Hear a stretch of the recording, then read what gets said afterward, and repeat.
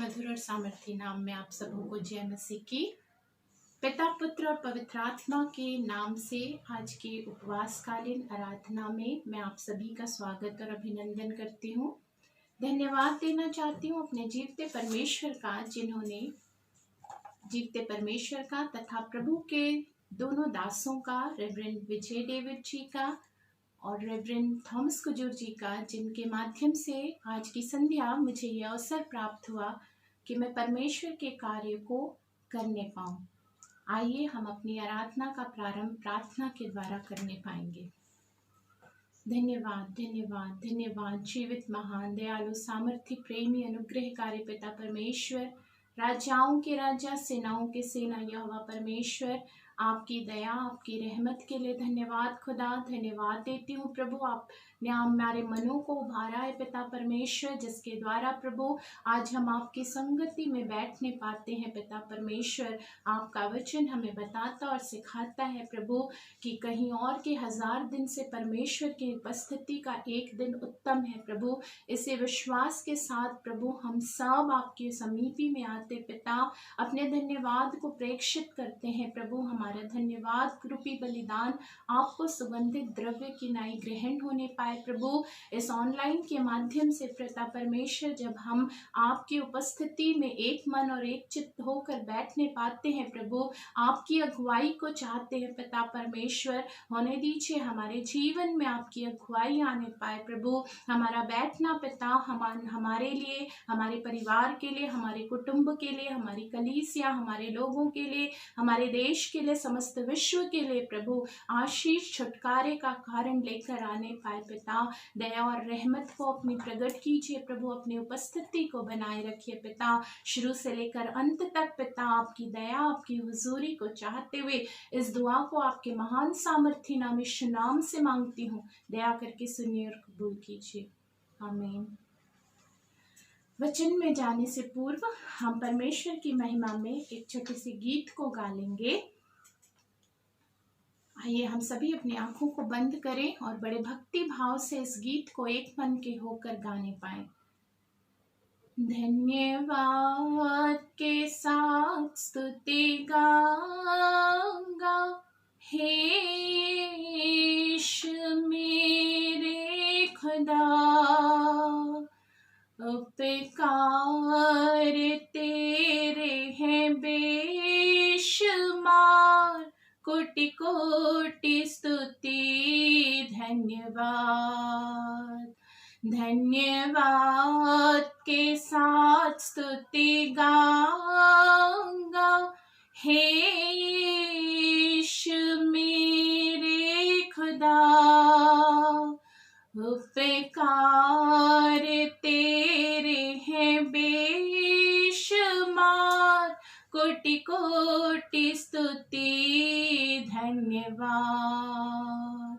योग्यता से बढ़ के दिया है अपनी दया से तूने मुझे, योग्यता से बढ़ के दिया है अपनी दया से तूने मुझे, मांगने से ज्यादा मिला मुझे, आभारी हूँ प्रभु मैं। मांगने से ज्यादा मिला मुझे, आभारी हूँ प्रभु मैं। धन्यवाद के साथ स्तुति गाऊंगा, हे यीशु मेरे खुदा, उपकार तेरे हैं बेशुमार, कोटि कोटि स्तुति धन्यवाद,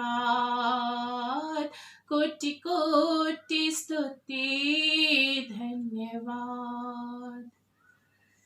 आज की संध्या का ठहराया गया बाइबल पाठ जो कि पाया जाता है यशायाह की पुस्तक, उसका 55 अध्याय पद संख्या 6 से 9।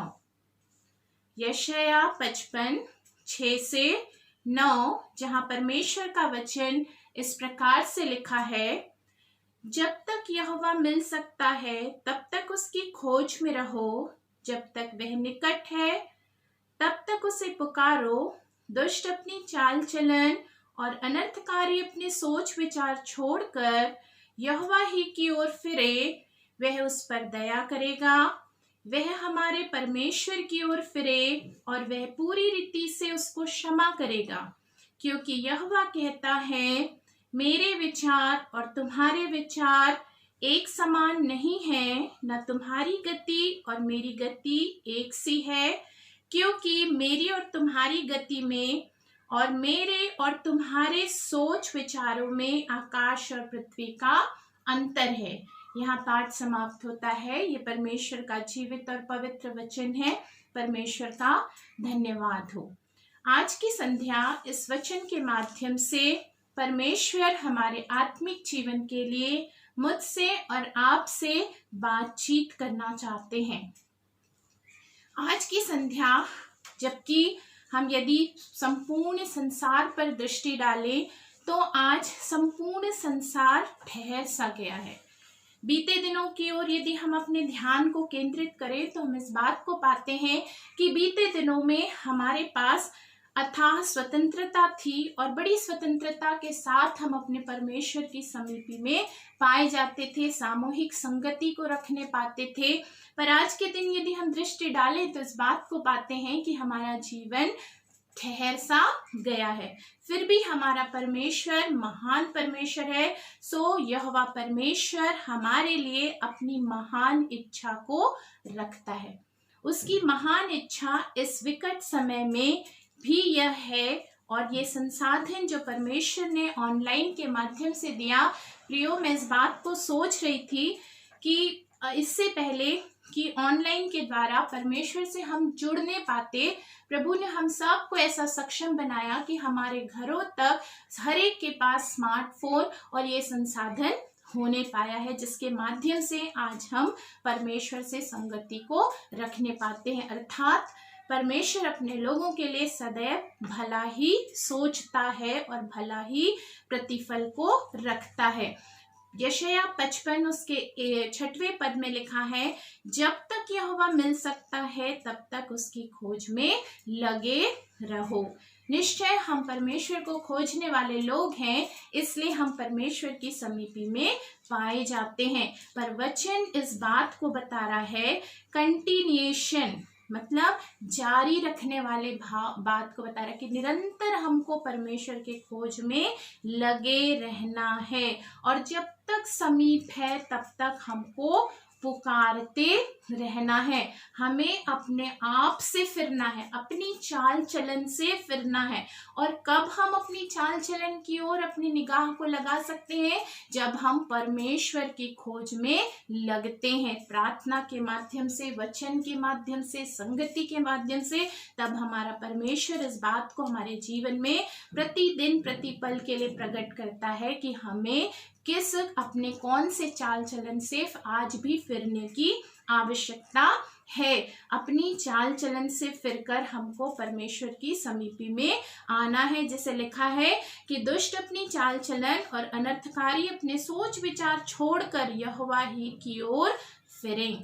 आज इस समय में हम सभी को किस चीज की आवश्यकता है? ना हमारा धन काम आ रहा है, ना हमारी योग्यता काम आ रही है, ना और कोई मनुष्य के संसाधन कार्य हमारे काम में आ रहे हैं। सिर्फ हमें अति आवश्यकता जिन चीजों की है वो है परमेश्वर की दया और क्षमा। यदि परमेश्वर की दया हम पर बनी रहेगी और परमेश्वर की क्षमा निरंतर हमारे ऊपर बनी रहेगी तो प्रतिपल परमेश्वर हमें उठाकर खड़ा करेगा। लिखा है 7वें पद में, दुष्ट अपनी चाल चलन और अनर्थकारी अपने सोच विचार छोड़कर यहोवा ही की ओर फिरें।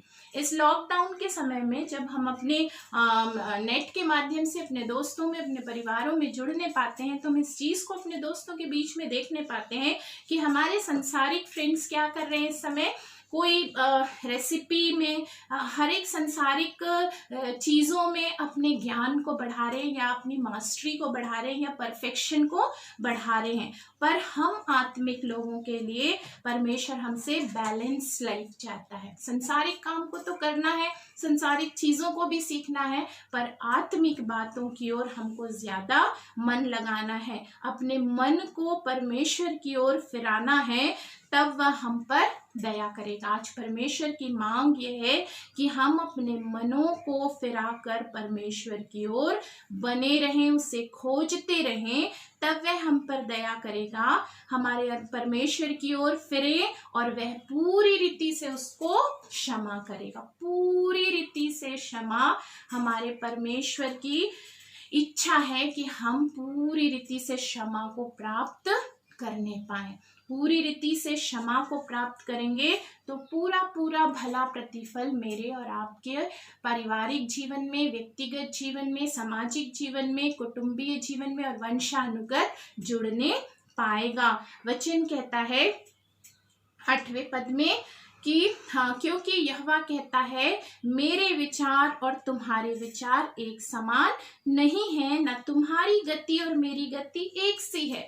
हम मनुष्य अपनी सोच के अनुसार सोचते हैं और हम जानते हैं कि हम में और परमेश्वर में जमीन आसमान का फासला है। हम मिट्टी हैं, धूल है, कण है, हमारी योग्यता उतनी ही है और हम उतना ही सोच सकते हैं। लेकिन हमारे परमेश्वर की सोच, हमारे परमेश्वर की योजना, हमारे परमेश्वर की इच्छा, हमारे परमेश्वर की गति अद्भुत और अगम्य है। इसे हम ना सोच सकते हैं, ना परमेश्वर की प्रेम की गहराई को हम नाप सकते हैं, ना हम इसमें अपना कंपैरिजन परमेश्वर के साथ कर सकते हैं। 9वां पद कहता है क्योंकि मेरी और तुम्हारी गति में और मेरे और तुम्हारे सोच विचारों में आकाश और पृथ्वी का एक बहुत बड़ा अंतर है। कहाँ परमेश्वर आकाश की ऊंचाइयों में विराजमान है और हम पृथ्वी वासी, हम पृथ्वी के लोग हैं, हम सामान्य लोग हैं जिनको परमेश्वर ने सृजा और बनाया है। ये बात और है कि हमारा परमेश्वर हमसे अथाह प्रेम करता है। प्रियो, ये हमारा सौभाग्य है कि परमेश्वर हमसे अथाह प्रेम को करता है। उसी प्रेम के तहत परमेश्वर बार बार हमें बचाने की चेष्टा करता है। यदि हम परमेश्वर की, जैसे राजा दाऊद कहता है कि हम याह की स्तुति करो, उसकी कार्यों की बड़ाई करो, क्योंकि उसकी महिमा करनी परमेश्वर को भाती है, वो अति करुणामय और दयालु है। सचमुच में यदि हम भी अपने जीवन में दृष्टि डालें तो परमेश्वर की स्तुति करना ही हमारे जीवन का अहम कर्तव्य होना चाहिए, क्योंकि हम अपने कार्यों के अनुसार अपने जीवन में प्रतिफल को प्राप्त नहीं कर रहे हैं। परमेश्वर अपने नाम के निमित्त हमारे जीवन में प्रतिफल को देता चला जा रहा है। क्यों? क्योंकि वो हमसे बहुत गहरा प्रेम करता है। यशायाह की पुस्तक की भविष्यवाणियों के विषय में मैं पढ़ रही थी। इन दिनों में परमेश्वर मुझसे यशायाह, यिर्मयाह, इतिहास, शमूएल, ये पुराने नियम के द्वारा बातचीत कर रहा है। जब मैं इस पुस्तक को पढ़ रही थी तब मैंने पाया कि यशायाह की भविष्यवाणियाँ उस समय लिखी गई प्रभु के दास के द्वारा। उस समय ये भविष्यवाणियाँ दी गई प्रभु के लोगों तक जब यहूदा जाति को संसारिक खतरा नहीं था। संसार का युद्ध एक सामान्य बात है, परमेश्वर उसमें जय दिला सकता है, लेकिन यहूदा जाति को इस बात का खतरा था। किस बात का खतरा था? आत्मिक खतरा था कि यहूदा के लोग क्या हो गए थे। यहूदा राज्य के लोग परमेश्वर से दूर, अपने पाप में मगन, आज्ञा उल्लंघन, परमेश्वर की आज्ञा उल्लंघन में आनंदित और निर्भय जीवन को जी रहे थे। जब परमेश्वर ने लोगों की ओर दृष्टि डाली तब परमेश्वर ने अपने दास यशायाह को चुना और भविष्यवाणी के माध्यम से लोगों को चेतावनी देता रहा। लोगों ने अपने आप को परमेश्वर की उपस्थिति से दूर कर लिया था। परमेश्वर ने अपने दास द्वारा चेतावनी प्रदान की। आज का समय कैसा है? क्या आज हम भी उसी श्रेणी में पाए जाते हैं? कहीं ना कहीं यदि हम चौकसी करें तो सचमुच में हमारे जीवन में भी कुछ कुछ ऐसी बातें मनुष्य के जीवन में हो रही थी और आज भी वो बातें विद्यमान है। परमेश्वर आह्वान दे रहा है, चेतावनी दे रहा है कि आज भी हमें फिरने की आवश्यकता है, निरंतर उसके खोज में लगे रहने की आवश्यकता है, उसको पुकारते रहने की आवश्यकता है। आइए हम परमेश्वर की इच्छा को यिर्मयाह के दर्शन के माध्यम से सीखने पाएंगे, जानने पाएंगे कि आज परमेश्वर यिर्मयाह की दर्शन के द्वारा हमसे क्या बातचीत करना चाहता है। मेरे साथ आप सभी निकाल लेंगे यिर्मयाह की पुस्तक, उसका 18वां अध्याय, पद संख्या 1 से 11 तक, जिसे मैं आपके सामने पढ़ लूंगी। यहोवा की ओर से यह वचन यिर्मयाह के पास पहुंचा, उठ और कुम्हार के घर जा, और वहां मैं तुझे अपने वचन सुनाऊंगा। इसलिए मैं कुम्हार के घर गया और क्या देखा कि वह चाक पर कुछ बना रहा है। जो मिट्टी का बर्तन वह बना रहा था वह बिगड़ गया। तब उसने उसी का दूसरा बर्तन अपनी समझ के अनुसार बना दिया। यहोवा की ओर से यह वचन यिर्मयाह के पास पहुंचा। यिर्मयाह के पास यहोवा का वचन पहुंचा और यहोवा ने यिर्मयाह को कुम्हार के घर में भेज दिया। यह बताना चाहता था, जाकर भेजा और कहा, उठ और कुम्हार के घर जा, वहां मैं तुझे अपने वचन सुनाऊंगा। एक अच्छे उदाहरण के साथ परमेश्वर ने यहाँ एक कुम्हार के माध्यम से सहज उदाहरण के साथ अपने दास को, यिर्मयाह को सच्चाई बताने की कोशिश की और वर्तमान समय में बड़ी सहजता से हमको समझाने की कोशिश कर रहा है कि कुम्हार के घर में भेजा और यिर्मयाह परमेश्वर का आज्ञाकारी जन, परमेश्वर की आज्ञा का उल्लंघन उसने नहीं किया और वह उस कुम्हार के घर में पहुंच गया और वहां जाकर उसने क्या देखा।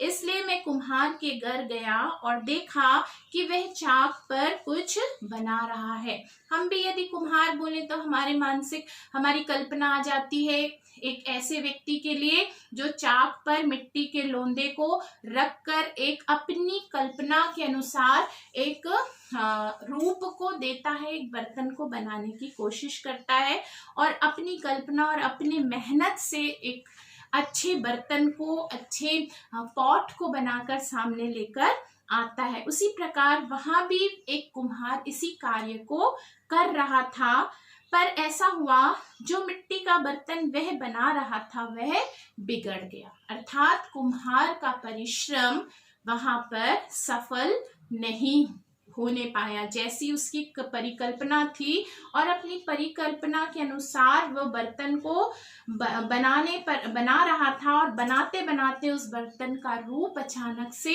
क्या हो गया, आकार विपरीत हो गया। तो वह उस मिट्टी से अपनी समझ के अनुसार उसे दूसरा बर्तन बना दिया।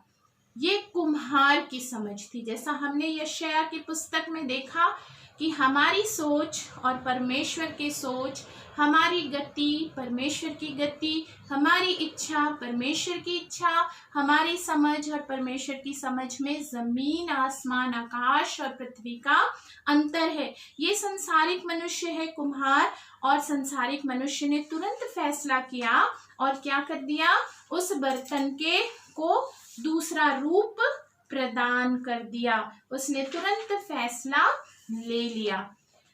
ये संसारिक मनुष्य का स्वभाव होता है।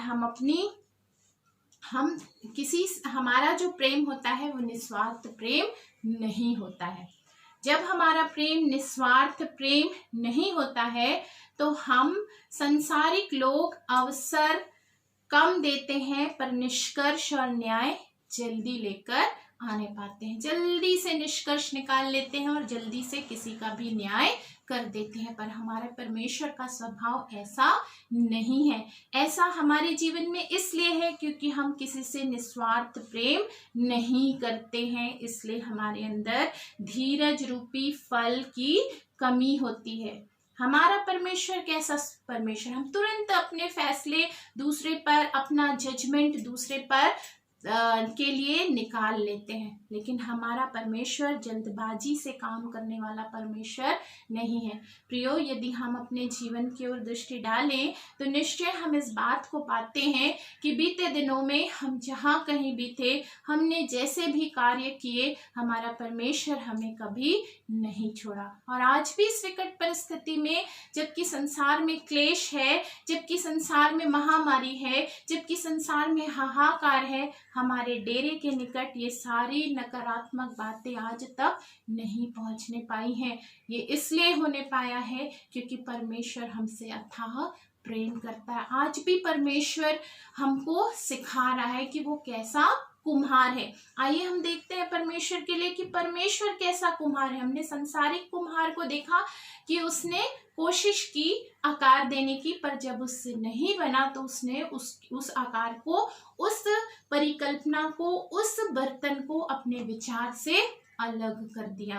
पर हमारा परमेश्वर कैसा परमेश्वर है, वो हमको अलग नहीं करता है। हम गिर जाते हैं, हमें उठाकर खड़ा करता है, हमें अवसर पे अवसर प्रदान करता है, क्योंकि वो हमसे निस्वार्थ और गहरा प्रेम करता है। देखिए, यदि हम उसी में आगे देख लें 5वें पद को, तब यहोवा का वचन, यह वचन मेरे पास पहुंचा, हे इज़राइल के घराने, यहोवा की यह वाणी है कि इस कुम्हार के समान तुम्हारे साथ क्या मैं भी काम नहीं कर सकता। यहाँ परमेश्वर का वचन यदि हम देखें तो 5वें पद में परमेश्वर अपने लोगों की चिंता करता है, चिंता करते हुए दिख रहा है, और चिंता जो करते हैं वो चेतावनी को देते हैं। हम सभी जानते हैं, बाइबल बताती है कि गुप्त प्रेम से खुली हुई डांट उत्तम होती है। खुली हुई डांट गुप्त प्रेम से उत्तम होती है। सिखाने वाला, ताड़ना देने वाला अपने बच्चे से प्रेम करने वाला होता है। यहाँ भी परमेश्वर ने तुरंत फैसला नहीं किया। यहाँ परमेश्वर हमसे इज़राइल के घराने की तुलना उस मिट्टी के बर्तन से कर रहा है, और वो इस बात को बता रहा है कि वो हमारा कुम्हार है, वो भी हमको शेप देना चाह रहा है, वो भी हमको आकार देना चाह रहा है, पर तुरंत वो फैसले को नहीं करता। देखिए 5वां पद में ये बात स्पष्ट होती है कि वह अपने लोगों को किसी न किसी माध्यम से चेताता है, किसी न किसी माध्यम से चैतन्य करता है। क्यों करता है? क्योंकि वो हमारी सुधि लेता है। क्यों करता है? क्योंकि वो हमसे प्रेम करता है। उसकी इच्छा और उसकी योजना हमारे लिए अलग है। वो कौन सी इच्छा और योजना है? क्योंकि एक भी आत्मा के नाश होने से हमारा परमेश्वर प्रसन्न नहीं होता, हर एक आत्माओं को अपने खत्ते में रखना चाहता है। यदि 6वें पद को देख लें तो 6वें पद में वो हमें चिता रहा है, भेद प्रकट कर रहा है, समझाइश दे रहा है। यहोवा की यह वाणी है कि इस कुम्हार के समान तुम्हारे साथ क्या मैं भी काम नहीं कर सकता। अर्थात ये हमको क्या कर रहा है? ये हमको चिता रहा है। क्यों चिता रहा है? कि हम भय में आ जाए। कौन से भय में आ जाए? परमेश्वर के आत्मिक भय में। सांसारिक भय प्रियो कोई भी प्रतिफल को लेकर नहीं आता है। सांसारिक भय जो होता है वो छल ही मात्र होता है। परमेश्वर हमें कौन से भय में देखना चाहता है? परमेश्वर के भय में, आत्मा के भय में। इस वचन के माध्यम से वो हमको क्या कर रहा है? आत्मिक रीति से हमारे अंदर भय उत्पन्न करने की कोशिश कर रहा है, और इस बात को प्रकट कर रहा है जैसे मिट्टी कुम्हार के हाथ में रहती है, वैसे ही हे इज़राइल के घराने तुम भी मेरे हाथ में हो। इस बात को स्पष्ट बता रहा है कि उस कुम्हार ने तो उस मिट्टी के अस्तित्व को, उस बर्तन के अस्तित्व को ही अलग कर दिया, लेकिन इज़राइल के घराने तुम मेरे हाथ में हो। और 7वें पद में अपने भय की आत्मा को और बढ़ाते हुए वो हमसे बातें कर रहा है। जब मैं किसी जाति या राज्य के विषय में कहूँ कि उसे उखाड़ूंगा या ढा दूंगा अथवा नाश करूंगा, अर्थात वो इस बात को बता रहा है कि हमारा परमेश्वर सर्व सामर्थी परमेश्वर है। हम सभी जानते हैं कि लाल समुद्र को उसने घुड़का और लाल समुद्र दो भाग में बट गया। समस्त पृथ्वी की रचना उसने शब्दों के माध्यम से कर दी, अपने वचन के माध्यम से कर दी, और यरदन की नदी का जल दो भाग में बट गया और एक स्थान पर ठहर गया। ये कब होने पाया? परमेश्वर की वाणी। हमारा परमेश्वर वही सर्व सामर्थी परमेश्वर था, है और युगान युग रहने वाला परमेश्वर है। वो हमको इस बात को चिता रहा है कि राज्य के विषय में कहूँ कि उसे उखाड़ूंगा या ढा दूंगा अथवा नष्ट कर दूंगा, तो परमेश्वर यूं ही टाइम पास नहीं करता है। सच्चा परमेश्वर है, सच्ची बात करता है, पवित्र परमेश्वर है, पवित्र संतान चाहता है, इसलिए हमें अवसर देता है। संसारिक कुम्हार ने अवसर नहीं दिया, आत्मिक कुम्हार, हमारा सच्चा कुम्हार, हमारा परमेश्वर क्यों हमें चिता रहा है, क्यों हमारे अंदर भय उत्पन्न कर रहा है, क्यों हमको अवसर दे रहा है? क्योंकि वो हमसे प्रेम करता है। वो हमें वही बर्तन को देखना चाहता है जिसकी परिकल्पना उसने पूर्व से ही, जैसे यिर्मयाह 1:5 में लिखा है, माता के गर्भ में रचने से पहले ही मैंने तुझ पर चित्त लगाया। एक प्लानिंग के साथ मुझको और आपको परमेश्वर ने इस संसार में भेज दिया है। पर हम जो मनुष्य स्वभाव है वो डाइवर्ट होने का स्वभाव होता है। हम बने रहते हैं, हम आते हैं, जिस प्रकार राजा दाऊद भजन संहिता 106वें अध्याय में बताता है कि परमेश्वर, हमने पाप किया है, मेरे पुरखाओं ने पाप किया कि हमने तुझे तेरे आश्चर्य कर्मों पर ध्यान नहीं दिया। प्रियो, जब परिस्थितियां विपरीत होती हैं, हम बहुत गंभीरता से परमेश्वर की समीपी में आ जाते हैं। मनुष्य स्वभाव है और परमेश्वर को ये भाता भी है। लेकिन जैसे ही थोड़ा अच्छा होता है, हम परमेश्वर से अपनी नजदीकी को, अपने प्रेम को कम करने लग जाते हैं, उसके आश्चर्य कर्मों को भूलने लग जाते हैं, जो परमेश्वर को दुखित और खेदित करता है। हमारा परमेश्वर, उसने कहा है, मैं जगत के अंत तक सदैव तुम्हारे साथ हूँ, इसलिए वो हमारे संग संग रहता है। पर उस पवित्र आत्मा को, उस पवित्र परमेश्वर को हर्षित करना, उसको आदर देना और प्रतिफल प्राप्त करना, या कुंठित करके प्रतिफल प्राप्त करना, ये मुझ पर और आप पर निर्भर करता है। परमेश्वर बता रहा है कि जब मैं किसी जाति या राज्य के विषय में कहूँ कि उसे उखाड़ूंगा या ढा दूंगा अथवा नष्ट करूंगा, 8वां पद कहता है, तब यदि उस जाति के लोग जिसके विषय मैंने यह बात कही हो अपनी बुराई से फिरें। परमेश्वर ठान लेता है कि मैं क्या करूंगा? नाश कर दूंगा, क्योंकि परमेश्वर पवित्र परमेश्वर है। इसलिए वचन में बार बार कहता है, जैसा मैं पवित्र हूँ वैसे पवित्र बनो, फिर कर मेरी समीपी में आ जाओ, तो मैं अपनी असीम करुणा से भरकर तुम पर तरस खाऊंगा। वो चाहता है कि हम पुकारें, वो चाहता है कि हम फिर जाएं, वो चाहता है कि हम पूर्ण रीति से, जैसे हमने यशायाह में पढ़ा, कि पूर्ण रीति से क्षमा को प्राप्त कर लें, परमेश्वर की दया में बने रहें, क्योंकि हमारे जीवन की प्रथम और प्राथमिक जरूरत और आवश्यकता यही है। यदि हम देख लें इसी का 8वां पद, तब यदि उस जाति के लोग जिसके विषय में मैंने यह बात कही हो अपनी बुराई से फिरें, तो मैं उस विपत्ति के विषय जो मैंने उन पर डालने की ठानी है को पछताऊंगा। परमेश्वर चाहता है कि हम गंभीर हो जाएं। वचन सिखाता है, चेत कर तू कहाँ से गिरा है। जागृत होना है, चेत करना है। कहीं ना कहीं हम कमजोर हो जाते हैं, कहीं ना कहीं हम डाइवर्ट हो जाते हैं। वचन कह रहा है कि यदि हम अपनी बुराई से फिरकर परमेश्वर की ओर लौट आए, तो हमारा परमेश्वर क्या करेगा? हमें जो कष्ट और दुख जो हम झेल रहे हैं, या यदि हम कष्ट और दुख के साए में पाए रहे हैं, उस परिस्थिति में हमारा परमेश्वर पछताने पाएगा।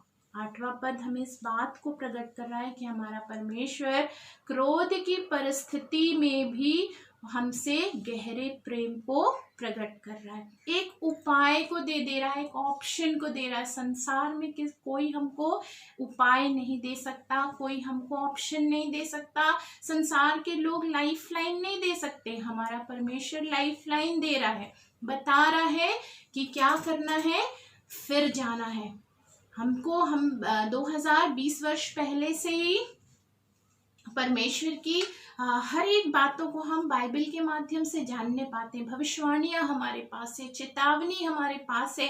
जो जो ऐसी बातों को देखो तो जान लो कि परमेश्वर का आना अति निकट है। ये बातें होंगी प्रियो, लेकिन ये बातें प्रभु ने इसलिए बताई है कि मैं और आप गंभीरता से प्रार्थना में जुट जाएं, ताकि उन परिस्थितियों का सामना कर सके, उन परिस्थितियों से बच सके, विश्वास में मजबूत रह सके।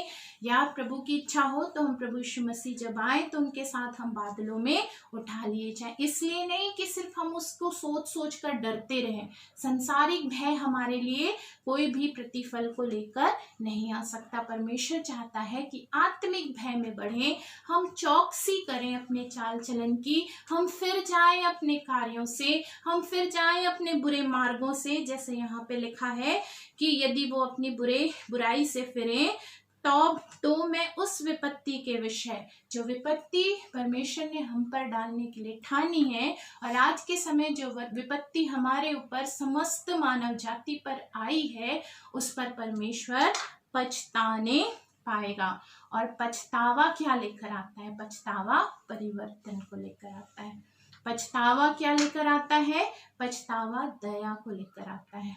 पछतावा, परमेश्वर के पछतावे के अंदर यदि हम आते हैं तो हमारे जीवन में दया के हम भागी होने पाएंगे। या अन्यथा हमें और कोई इन कष्टों से, इन विपरीत परिस्थितियों से, इन संक्रमणों से बचा नहीं सकता। हमारा सर्व सामर्थी परमेश्वर ही बचाने के लिए तैयार, हमको चिता रहा है वचन के माध्यम से, सिखा रहा है हमको वचन के माध्यम से।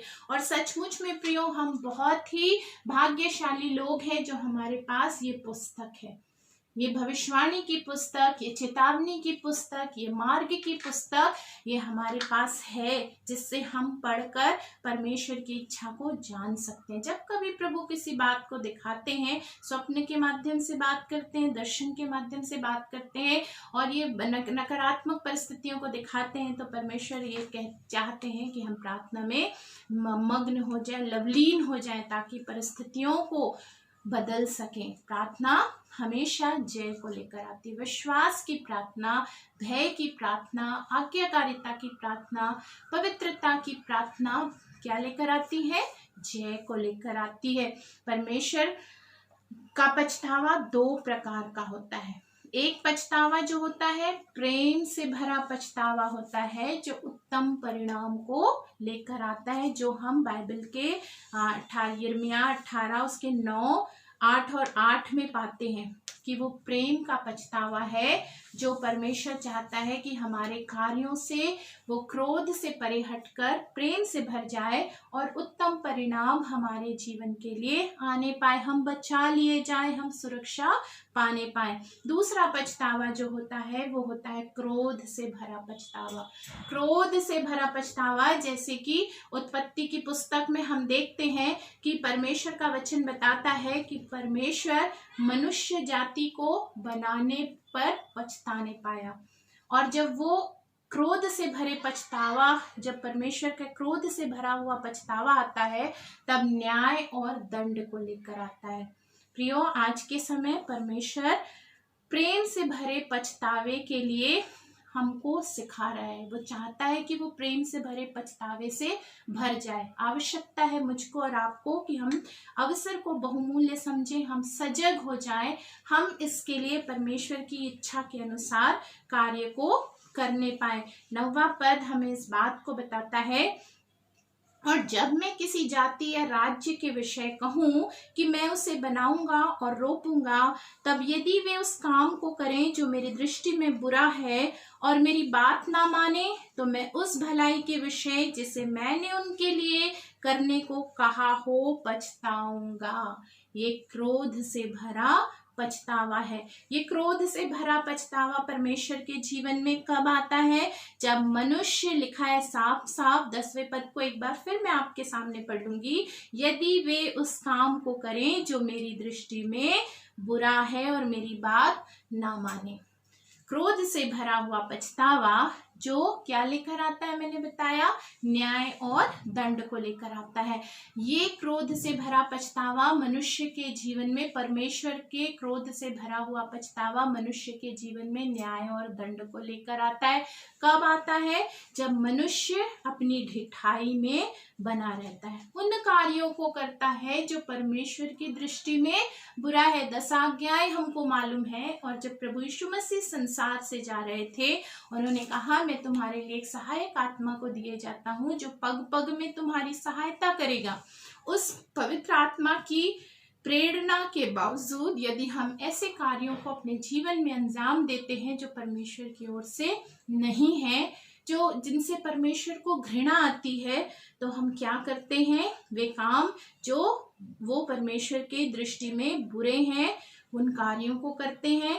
और जो मेरी बात ना माने, तो मैं उस भलाई के विषय में, आज तक जो भलाई परमेश्वर ने की है, अवसर पे अवसर दिया है और हमको दे रहा है, तो प्रियो, ना जाने कब परमेश्वर क्रोध से भरकर पछताने लग जाए। इसलिए समय है कि हम चेत करें कि क्या हमारे जीवन में ऐसे कार्य तो नहीं जो परमेश्वर की दृष्टि में बुरे हैं? क्या हमारे जीवन में ऐसे कार्य तो नहीं जो जिनसे परमेश्वर की आज्ञा का उल्लंघन होता है, जिससे परमेश्वर के लिए हमारे जीवन में अनाज्ञाकारिता आने पाती है? हमारे जीवन का मूल उद्देश्य ये होना चाहिए कि हम ऐसे कार्य करें, ऐसे कार्यों में लिप्त रहें जो परमेश्वर को भाते हैं। तो हमारे लिए परमेश्वर की ओर से प्रेम भरा पछतावा को लेकर आएंगे और उत्तम परिणाम और सुखद परिणाम, सुलभ परिणाम, सुरक्षित परिणाम को हमारे जीवन में हम प्राप्त करने पाएंगे। जैसा कि हम देखते हैं कि परमेश्वर की क्वालिटी क्या है। इतना कुछ हम संसार में देख रहे हैं और हम इस बात को जानते भी हैं कि आज हम जो कुछ हैं ये परमेश्वर की दया और कृपा है। इसलिए नहीं कि हमारे कार्य ऐसे, इसलिए कि हमारा परमेश्वर अपने नाम के निमित्त हमारे जीवन के लिए कार्य को करता है। आइए हम एक और वचन को देख लेंगे जिसके माध्यम से हम जानने पाएंगे कि हमारे परमेश्वर की क्वालिटी, आज के समय में परमेश्वर अपनी कौन सी क्वालिटी को इस वचन के माध्यम से हमें बताना चाहता है। यशायाह की पुस्तक आप मेरे साथ निकाल लेंगे, उसका 57 चैप्टर और पद संख्या 15 और 16, जिसे मैं आपके समक्ष पढ़ लूंगी। क्योंकि जो महान और उत्तम और सदैव स्थिर रहता है और जिसका नाम पवित्र है, वह यूं कहता है, हमारे लिए महान, हमारे लिए उत्तम और हमारे साथ सदैव स्थिर रहने वाला कौन है? हमारा परमेश्वर है। जिसका नाम पवित्र है वो है, निश्चय वो हमारा यहोवा परमेश्वर है। वह यूं कहता है, मैं ऊंचे पर और पवित्र स्थान में निवास करता हूँ। इसलिए हमने देखा कि यशायाह के पुस्तक में कि उसके काम की उसकी गति, उसकी इच्छा, उसका काम, हमारी गति, हमारी इच्छा, हमारा काम, उसमें बहुत बड़ा फासला है। यहाँ परमेश्वर का वचन बता रहा है कि मैं ऊंचे पर और पवित्र स्थान में निवास करता हूँ और उसके संग भी रहता हूँ। वहां निवास करता है और उन लोगों के संग भी रहता। क्यों? क्योंकि हमारा परमेश्वर ओमनी प्रेजेंट है, सर्वोपस्थित परमेश्वर है, एक समय में हर स्थान में उपस्थित रहने वाला परमेश्वर। और सिर्फ वही ऐसा सामर्थी परमेश्वर, उसको छोड़ किसी और की ऐसी क्वालिटी नहीं है। बता रहा है कि ऊंचे पर ऊंचे पर और पवित्र स्थान में निवास करता हूँ, पर उसके संग भी रहता हूँ जो खेदित और नम्र हैं, कि नम्र लोगों के हृदय और खेदित लोगों के मन को हर्षित करूं। अर्थात प्रियो, यदि हमने परमेश्वर को अपने बुरे कार्यों से चोट पहुंचाई है, हमने अपने परमेश्वर को अपने बुरे कार्यों के माध्यम से कष्ट पहुंचाया है, क्रोध की स्थिति में लाया है, तो हमारा परमेश्वर चाहता है कि हम क्या हो जाएं? खेद से भर जाएं। हम अपने आप को नम्र बना लें तो हमारा परमेश्वर हमारे साथ रहने पाएगा।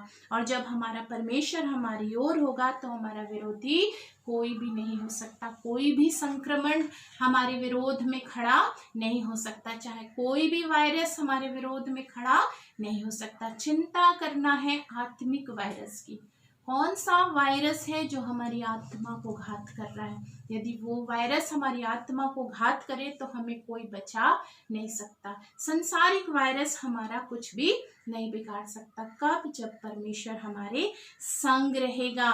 कब रहेगा? जब खेदित और हम जब खेद से भर जाएंगे, क्योंकि बाइबल बताती है कि कोई भी धर्मी नहीं, सबने पाप किया और परमेश्वर की महिमा से रहित है। आवश्यकता है कि हम खेद से भर जाएं, आवश्यकता है कि हम अपने आप को नम्र बना लें। आगे लिखा है, क्यों? क्योंकि हमारा परमेश्वर हमारे मन को हर्ष से भरना चाहता है, आनंद से भरना चाहता है।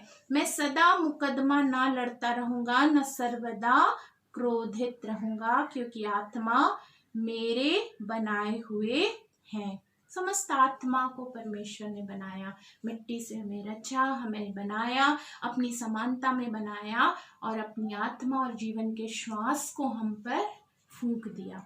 और आत्मा जो कि परमेश्वर की है, ये काया, ये कल्प, ये शरीर के काम, ये शरीर की अभिलाषाएं, ये शरीर का आकर्षण, यही संसार में रह जाने वाला है। सिर्फ जाएगी तो हमारी आत्मा जाएगी। इसलिए परमेश्वर कहता है कि मैं सर्वदा क्रोधित नहीं रहूंगा। परमेश्वर हमको इस बात की चेतावनी दे रहा है कि हमारा परमेश्वर जो कि क्रोध से भर जाता है, कब? जब हम बुरे मार्ग में चले जाते हैं, उसके मार्ग से फिर जाते हैं बुराई की ओर, पथ को हम अपने जीवन में को बुराई के पथों में चलाने लगते हैं, तो हमारा परमेश्वर अपवित्रता के दामन को थाम लेते हैं, तो हमारा परमेश्वर हमसे क्रोधित हो जाता है। क्योंकि हमारा परमेश्वर पवित्र परमेश्वर है, ऊंचे पर निवास करने वाला परमेश्वर है। अपवित्रता के साथ, अंधकार के साथ ज्योति का कोई मेल नहीं है। इसलिए परमेश्वर क्रोध से भर जाता है, फिर भी कह रहा है ना सर्वदा क्रोधित नहीं रहूंगा, क्योंकि आत्मा मेरे बनाए हुए हैं। परमेश्वर यहोवा हमसे प्रसन्न नहीं होता है और हम पर पाप का दंड आता है। परमेश्वर कह रहा है मैं सदा क्रोधित नहीं रहूंगा। चेतावनी दे रहा, चिता रहा है कि अब क्यों चिता रहा है, क्यों इन बातों को बता रहा है? अभी भी प्रियो हमें फिरने की आवश्यकता है। अभी हम फिर जाएं, एक मन के हो जाएं, विचारों से शून्य हो जाएं, नम्र और खेदित हो जाएं, अन्य बातों को त्याग दें, तो ये परिस्थितियां, निश्चय ये परिस्थितियां जल्द से जल्द बदल जाएगी। समस्त लॉकडाउन समाप्त हो जाएगा और हम फिर आत्मा में स्वतंत्र हो जाएंगे। पर कहीं ना कहीं आज भी हम बंधे हुए हैं, जकड़न में हैं। कब परमेश्वर हमसे प्रसन्न नहीं होता है? यदि हम देख लेंगे यिर्मयाह उसका 14 अध्याय पद संख्या 10 इस बात को प्रकट करता है। यहोवा ने इन लोगों के विषय यूं कहा, इनको ऐसा भटकना अच्छा लगता है। हमारा स्वभाव, मनुष्य यदि हम देखें, इतिहास की ओर दृष्टि डालें, बिब्लिकल इतिहास की ओर, तो हम पाते हैं कि इजरायली प्रजा भटकने वाली प्रजा थी, भटकने वाला स्वभाव। आज हमारे अंदर भी भटकने वाला स्वभाव है। अप्स और डाउन्स हमारे जीवन में बने रहते हैं। लिखा है इनको ऐसा भटकना अच्छा लगता है, ये कुकर्म में चलने से नहीं रुके, इसलिए यहोवा इनसे प्रसन्न नहीं है। अर्थात प्रियो, परमेश्वर कब हमसे प्रसन्न नहीं होते हैं?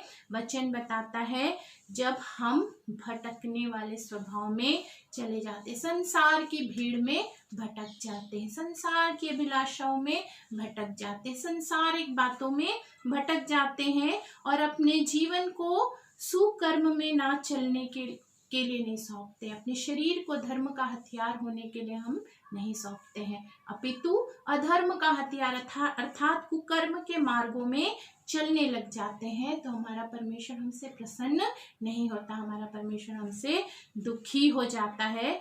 और आगे लिखा है वह इनका अधर्म स्मरण करेगा और उनके पाप का दंड देगा। हमारा परमेश्वर ध्यान रखने वाला है, क्षमा करने वाला है, विलंब से कोप करने वाला है, पर और साथ ही में स्मरण रखने वाला परमेश्वर है। हमारे जीवन को, हमारे कार्य को, हमारे आचरण को, हमारी बोली को, सब हमारे चाल चलन को स्मरण रखने वाला परमेश्वर है। परमेश्वर चाहता है नम्र और खेदित मन के हो जाएं और परमेश्वर को प्रसन्न करें। ऐसे ना हो, भटकने वालों के समान ना हो, कुकर्म के मार्गों में ना जाएं, फिर कर लौट आए। और ऐसा करने पर परमेश्वर हमसे प्रसन्न होंगे और हमारे अधर्म को स्मरण नहीं करेंगे। यदि परमेश्वर हमारे अधर्म को स्मरण करेंगे, आगे लिखा है, वह इनका अधर्म स्मरण करेगा और उनके पाप का दंड देगा। यदि परमेश्वर हमारे अधर्म को स्मरण करेंगे प्रियो, तो निश्चय हमारे जीवन में दंड आएगा और हम नष्ट हो जाएंगे। परमेश्वर हमको नाश होने नहीं देना चाहता है, परमेश्वर हमको बचाना चाहता है।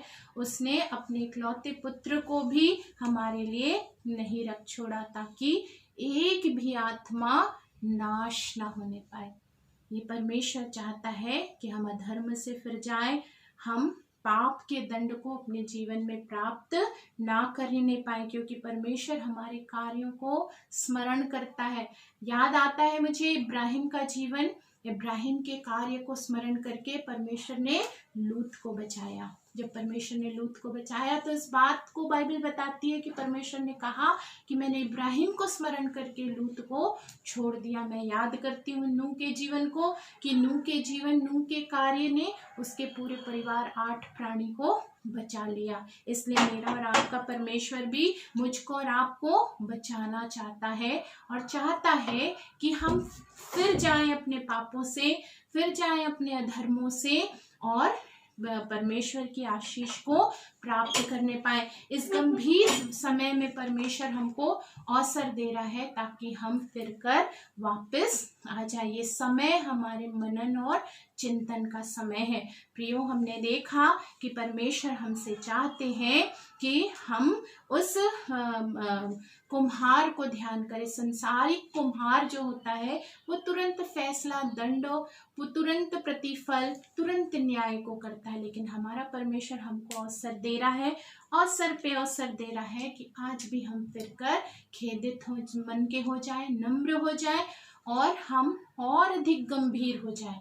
ये निश्चय है कि हम प्रभु से प्रेम करते हैं, निश्चय है कि हम उसकी संगति में पाए जाते हैं, लेकिन और अधिक भरना है। प्रभु कहता है खोज लो परमेश्वर को और जब तक निकट है पुकार लो, ताकि इस विपत्ति से हमारा परिवार, हमारा कुटुंब, हमारी कलीसिया, हमारे लोग, हमारा देश इस कार्यों से बच जाए और हम उस स्थान को जाने पाए जिसके लिए प्रभु यीशु मसीह हमारे लिए जगह को तैयार कर रहे हैं। तो आज हम सब अपने आप को जांचें, परखें और उन कार्यों में लिप्त हो जाएं जिन कार्यों को करने की चाहत परमेश्वर हमारे जीवन से चाहता है। अंगीकार करें, जैसे राजा दाऊद ने अंगीकार किया, बड़ा राजा था, उसने अंगीकार किया कि 106 के 6 में आप देखेंगे भजन संहिता, तो राजा दाऊद ने अंगीकार किया, परमेश्वर हमने और हमारे पुरखाओं ने तेरे प्रेम को, बड़े बड़े आश्चर्य कर्मों को बिसरा दिया।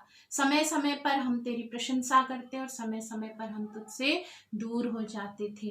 झट तेरे कार्यों को, 13वें पद में लिखा है 106 के, कि हमने तेरे कार्यों को भुला दिया। प्रियो, यदि हमारे जीवन में भी ऐसे कार्य हैं कि हम समय समय पे परमेश्वर से जुड़ते हैं और समय समय पर हम उससे दूर हो जाते हैं, तो आज भी अवसर है कि हम खेद से भर जाएं, हम नम्र हो जाएं, हम परमेश्वर से मांग लें। हमारा परमेश्वर पछताने के लिए तैयार है, हमारा परमेश्वर तरस खाने के लिए तैयार है।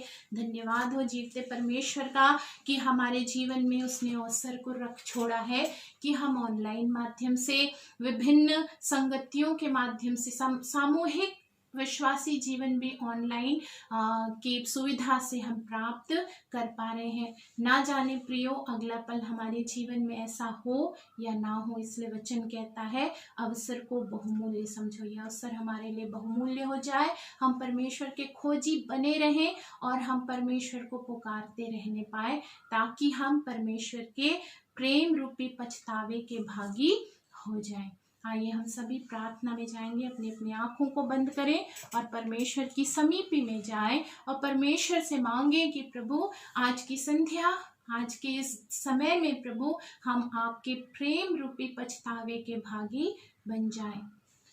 धन्यवाद धन्यवाद धन्यवाद धन्यवाद धन्यवाद। जीवित महान दयालु सामर्थ्य प्रेमी अनुग्रहकारी पिता परमेश्वर, एक बार फिर आपके चरणों के निकट आते खुदा, आपकी दया, आपकी रहमत, आपकी करुणा के लिए प्रभु झुक जाते, आपको साष्टांग प्रणाम करते राजा यीशु, हृदय प्राण और आत्मा की गहराई से आपको धन्यवाद प्रेषित करते हैं। प्रभु वचन के द्वारा आपने हमसे बोला और बातचीत किया प्रभु, क्या हमारे लिए ज़रूरी है उन बातों को आपने चिताया है पिता। होने दीजिए हम गंभीर हो जाएं पिता परमेश्वर, और उन कार्यों को अपने जीवन में अंजाम देने पाए पिता, जिससे हम आपकी दया के भागी हो जाएं, जिससे हम आपकी क्षमा के भागी हो जाएं, जिससे हम खेदित और नम्र हो जाएं प्रभु, और आपके प्रेम रूपी पछतावे, भय के प्रेम रूपी भय के पछतावे को प्रभु, प्रेमी पछतावे को हम अपने जीवन में प्राप्त करने पाए, जो उत्तम प्रतिफल को लेकर आने पाता है प्रभु, क्षमा को लेकर आने पाता है, अवसर को लेकर आने पाता है पिता। हम उन कार्यों में लिप्त रहने पाए प्रभु जो आपको भाते हैं प्रभु, हम आपकी ओर ताकने और निहारने वाले हो जाए प्रभु। ऐसा अनुग्रह कीजिए। समस्त बातों में आपने आशीष दिया प्रभु, संसार में जबकि परिस्थितियां विपरीत है पिता, आपने हमारे लोगों को प्रभु आपने संभाला है, लोगों को प्रार्थना का मन दिया पिता परमेश्वर, और हर एक की प्रार्थना का उत्तर आप दे रहे हैं प्रभु। हमारी प्रार्थना आपके प्रसन्नता के समय होने पाती है खुदा, इसके लिए धन्यवाद करते हैं प्रभु। इसी प्रकार अपने प्रेम में, अपनी आज्ञाकारिता में, अपने वचनों में, अपनी अगुवाई में आगे और आगे ले जाइए प्रभु, और हमारे हर पल प्रभु आप हमारे रक्षक और मददगार होइए प्रभु। दाऊद की नाई हम कहते हैं सचमुच में खुदा यहोवा आप सचमुच में हमारे अच्छे चरवाहे हैं प्रभु। आप हरी हरी चराइयों में लेकर जाते, सुखदाई जल के झरने के पास लेकर जाते हैं प्रभु, और घोर अंधकार से भरी हुई तराई में होकर भी हम चलते हैं पिता, आप हमें न छोड़ते हैं न तजते हैं, निरंतर अपने धर्ममय दाहिने हाथ से संभालते, अपने प्रेम के साए में छुपाकर सुरक्षित रखते हैं खुदा। धन्यवाद। हर एक परिवारों पर आपकी आशीष को बोलते, हमारी कलीसिया के प्रत्येक परिवारों पर, बड़े बुजुर्ग, बच्चों, बीमारों पर प्रभु आपकी आशीष, आपकी सुरक्षा बनी रहने पाए। हमारी कलीसिया प्रभु निरंतर आपको पुकारने पाए प्रभु, आपकी दुहाई देने पाए पिता। हमारी कलीसिया के लोगों की आवाज पिता, हमारी कलीसिया के लोगों की दुहाई एक चित्त और एक मन के साथ आप तक पहुंचने पाए, और एक बड़े प्रतिफल को लेकर आने पाए प्रभु। अब तक आपने संभाला, आपका धन्यवाद। अगुवाई दिया, धन्यवाद। आगे भी प्रभु पूरी कलीसिया को पिता परमेश्वर, आपके दासों को प्रभु, हमारे पिता परमेश्वर जबलपुर डायसिस को, हमारे बिशप साहब को, उनके परिवार को प्रभु, समस्त आपके दास दासियों को प्रभु आपके संरक्षण में सौंपते हैं प्रभु। हर एक पर आपकी दया, आपकी रहमत बनी रहने पाए प्रभु। यीशु मसीह के नाम से प्रत्येक के जीवन में, प्रत्येक के परिवारों पर, प्रत्येक के बच्चों पर, कार्यों पर, घर पर प्रभु आपकी सुरक्षा, आपकी आशीष को मांगते प्रभु। समस्त मेडिकल स्टाफ को प्रभु, और हर एक स्टाफ मेंबर्स को, हमारी कलीसिया से जुड़े जो इस विकट परिस्थिति में प्रभु, इस कोरोना वायरस के समय में प्रभु अपनी सेवा को लोगों के हित के लिए प्रदान कर रहे हैं पिता, उनकी सुरक्षा आपके हाथों में हो प्रभु। उनके चारों ओर आपका के लहू की सुरक्षा पाई जाए प्रभु, वे आप में सुरक्षित रहने पाए। हर प्रकार के संक्रमण से, हर प्रकार की नकारात्मक बातों से बचा कर रखिए उनका पिता परमेश्वर। ये सहयोग उनके व्यक्तिगत जीवन के लिए, उनके पारिवारिक जीवन के लिए बहुतायत की आशीष, उन्नति और छुटकारे को लेकर आने पाए। सब पर हम प्रभु यीशु मसीह के नाम के कल्याण को बोलते हुए दुआ को मांगते हैं, जिसने हमें इस प्रकार प्रार्थना करना सिखाया।